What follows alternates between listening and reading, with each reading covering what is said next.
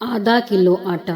एक दिन एक सेठ जी को अपनी संपत्ति के मूल्य निर्धारण की इच्छा हुई। लेखाधिकारी को तुरंत बुलवाया गया। सेठ जी ने आदेश दिया, मेरी संपूर्ण संपत्ति का मूल्य निर्धारण कर ब्यौरा दीजिए। यह कार्य अधिकतम 1 सप्ताह में हो जाना चाहिए। ठीक 1 सप्ताह बाद लेखाधिकारी ब्यौरा लेकर सेठ जी की सेवा में उपस्थित हुआ। सेठ जी ने पूछा, कुल कितनी संपदा है? सेठ जी, मोटे तौर पर कहूँ तो आपकी 7 पीढ़ी बिना कुछ किए धरे अनंत से भोग सके इतनी संपदा है आपकी, बोला लेखाधिकारी। लेखाधिकारी के जाने के बाद सेठ जी चिंता में डूब गए। तो क्या मेरी 8वीं पीढ़ी भूखी मरेगी? वह रात दिन चिंता में रहने लगे। तनावग्रस्त रहते भूख भाग चुकी थी।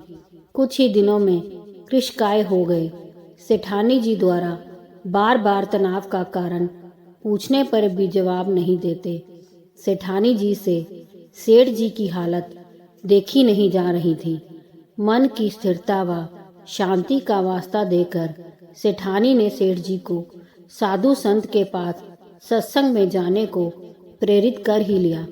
सेठ जी भी पहुंच गए एक सुप्रसिद्ध संत समागम में। एकांत में सेठ जी ने संत महात्मा से मिलकर अपनी समस्या का निदान जानना चाहा। महाराज जी, मेरे दुख का तो पार ही नहीं है। मेरी 8वीं पीढ़ी भूखी मर जाएगी। मेरे पास मात्र अपनी 7 पीढ़ी के लिए पर्याप्त हो इतनी ही संपत्ति है। कृपया कोई उपाय बताएं कि मेरे पास और संपत्ति आए और अगली पीढ़ियां भूखी ना मरें। आप जो भी बताएं, मैं अनुष्ठान विधि आदि करने को तैयार हूँ। सेठ जी ने संत महात्मा से प्रार्थना की। संत महात्मा जी ने समस्या समझी और बोले, इसका तो हल बड़ा आसान है, ध्यान से सुनो। सेठ, बस्ती के अंतिम छोर पर एक बुढ़िया रहती है, एकदम कंगाल और विपन्न। ना कोई कमाने वाला है और ना वह कुछ कमा पाने में समर्थ है। उसे मात्र आधा किलो आटा दान दे दो। यदि वह यह दान स्वीकार कर ले तो इतना पुण्य अर्जित हो जाएगा कि तुम्हारी मनोकामना पूर्ण हो जाएगी।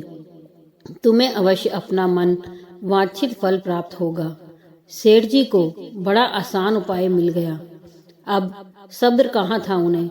घर पहुंचकर सेवक के साथ 1 क्विंटल आटा लेकर पहुंच गए बुढ़िया की झोंपड़ी पर। माताजी, मैं आपके लिए आटा लाया हूँ, इसे स्वीकार कीजिए। सेठ जी बोले, आटा तो मेरे पास है बेटा, मुझे नहीं चाहिए। बुढ़िया ने स्पष्ट इनकार कर दिया। सेठ जी ने कहा, फिर भी रख लीजिए। बूढ़ी माँ ने कहा, क्या करूँगी रखकर, मुझे आवश्यकता ही नहीं है। सेठ जी बोले, अच्छा कोई बात नहीं, 1 क्विंटल ना सही, यह आधा किलो तो रख लीजिए। बेटा, आज खाने के लिए जरूरी आधा किलो आटा पहले से ही मेरे पास है, मुझे अतिरिक्त की जरूरत नहीं है। बुढ़िया ने फिर स्पष्ट मना कर दिया। लेकिन सेठ जी को तो संत महात्मा जी का बताया उपाय हर हाल में पूरा करना था। एक कोशिश और करते हुए सेठ जी बोले, तो फिर इसे कल के लिए रख लीजिए।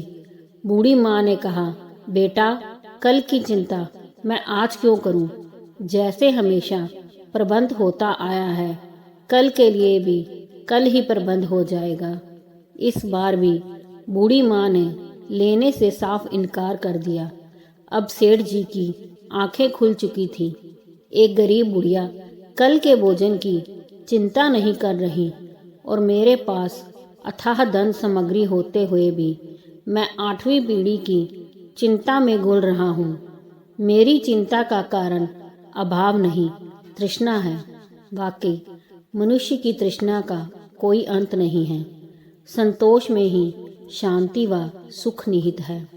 दोस्तों, अगर कहानी पसंद आई हो तो लाइक, सब्सक्राइब, शेयर जरूर कीजिए।